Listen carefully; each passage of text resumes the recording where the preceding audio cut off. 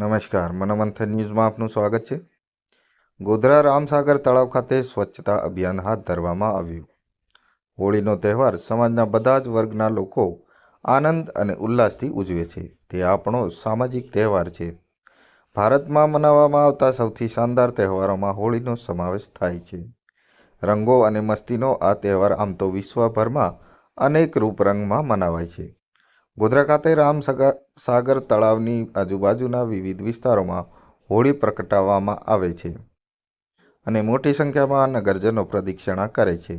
ત્યારે રામસાગર તળાવ અને તેની આજુબાજુનો વિસ્તાર સ્વચ્છ રહે તે માટે નગરજનો દ્વારા રાજકીય અગ્રણી અને સામાજિક આગેવાનો માલવદીપસિંહ રાહુલજીને આગ્રહ કરવામાં આવેલ, જેઓ દ્વારા નગરપાલિકાના અધિકારીઓ અને કર્મચારીઓને સૂચના કરી રામસાગર તળાવ સહિત હોળિકા દહન વિસ્તારમાં સફાઈ અને જરૂરી પ્રાથમિક સુવિધાઓ પૂરી પાડવા સ્વચ્છ હોળી ઉત્સવ ઉજવવા માટે સૂચન કરેલ હતા।